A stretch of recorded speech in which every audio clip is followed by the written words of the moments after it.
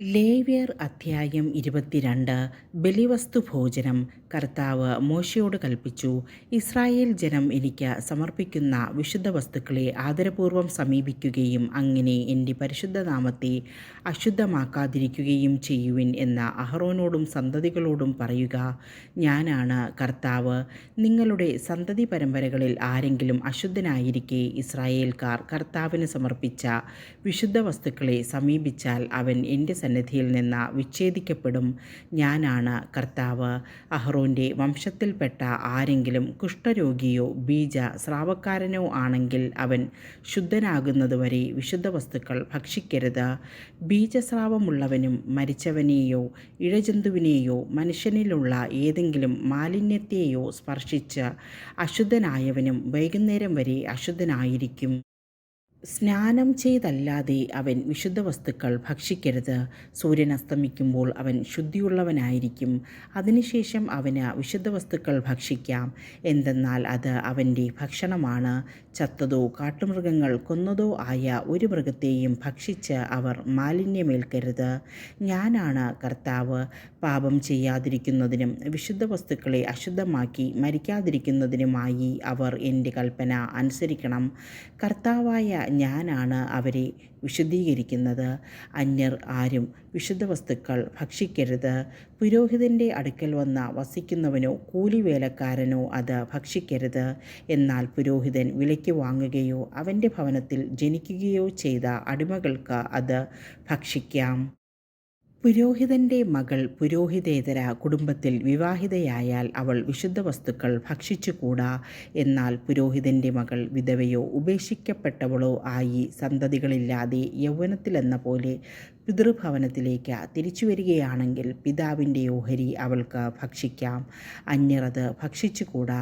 ആരെങ്കിലും അറിയാതെ വിശുദ്ധ വസ്തു ഭക്ഷിച്ചു പോയാൽ അതിൻ്റെ വിലയുടെ 1/5 ഭാഗം കൂടി ചേർത്ത് പുരോഹിതനെ ഏൽപ്പിക്കണം. ഇസ്രായേൽ ജനം തങ്ങളുടെ കർത്താവിന് സമർപ്പിച്ച വിശുദ്ധ വസ്തുക്കളൊന്നും പുരോഹിതൻ അശുദ്ധമാക്കരുത്.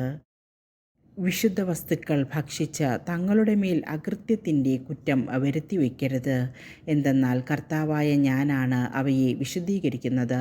കർത്താവ് മോശയോട് അരുളി ചെയ്തു, അഹ്റോനോടും പുത്രന്മാരോടും ഇസ്രായേൽ ജനത്തോടും പറയുക, ഇസ്രായേൽ ഭവനത്തിലോ ഇസ്രായേലിലെ പരദേശികളിലോ ഉള്ള ആരെങ്കിലും കർത്താവിന് ദഹനബലിയായി നേർച്ചയോ സ്വാഭീഷ്ട കാഴ്ചയോ സമർപ്പിക്കുമ്പോൾ അത് സ്വീകാര്യമാകണമെങ്കിൽ കാഴ്ചവെക്കുന്നത് മാടുകളിലോ ചെമ്മരിയാടുകളിലോ കോലാടുകളിലോ നിന്നെടുത്ത ഊനമറ്റ ഒരു ആൺമൃഗമായിരിക്കണം.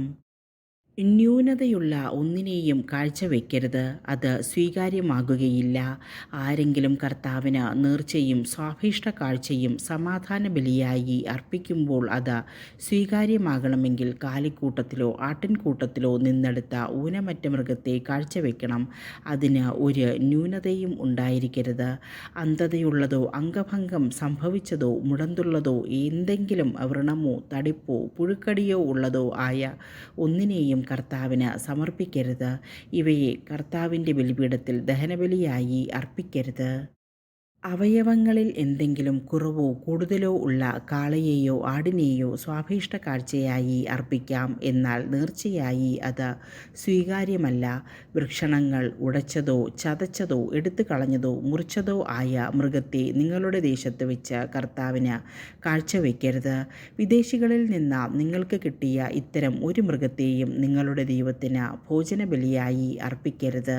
അവയ്ക്ക് ന്യൂനതയുണ്ട്. അംഗഭംഗമുള്ളതാകിയാൽ അവ സ്വീകാര്യമല്ല. കർത്താവ് മോശയോട് അരുളി ചെയ്തു, ഒരു കാളയോ ചെമ്മരിയാടോ കോലാടോ ജനിച്ചാൽ അത് തള്ളയോട് കൂടെ 7 ദിവസം നിൽക്കട്ടെ. 8-ാം ദിവസം മുതൽ കർത്താവിന് ദഹനബലിക്ക് അത് സ്വീകാര്യമായിരിക്കും. പശുവോ പെണ്ണാടോ എന്തുതന്നെയായാലും തള്ളയെയും കുട്ടിയെയും ഒരേ ദിവസം തന്നെ കൊല്ലരുത്. കൃതജ്ഞതാബലി അർപ്പിക്കുമ്പോൾ കർത്താവിന് സ്വീകാര്യമാകുന്ന വിധത്തിൽ വേണം അത് അർപ്പിക്കാൻ. അത് അന്ന് തന്നെ ഭക്ഷിക്കണം. അതിലൊട്ടും പിറ്റേ ദിവസം രാവിലെ വരെ ശേഷിക്കരുത്. ഞാനാണ് കർത്താവ്. നിങ്ങൾ എൻ്റെ കൽപ്പനയനുസരിച്ച് പ്രവർത്തിക്കുവിൻ. ഞാനാണ് കർത്താവ്. ഇസ്രായേൽ ജനങ്ങളുടെ ഇടയിൽ എൻ്റെ പരിശുദ്ധി പ്രഘോഷിക്കപ്പെടേണ്ടതാകയാൽ നിങ്ങൾ എൻ്റെ വിശുദ്ധനാമത്തെ അശുദ്ധമാക്കരുത്. നിങ്ങളെ വിശുദ്ധീകരിക്കുന്ന കർത്താവ് ഞാനാണ്. നിങ്ങളുടെ ദൈവമായിരിക്കേണ്ടതിന് ഞാനാണ് ഈജിപ്ത് ദേശത്തു നിന്ന് നിങ്ങളെ കൊണ്ടുവന്നത്. ഞാനാണ് കർത്താവ്.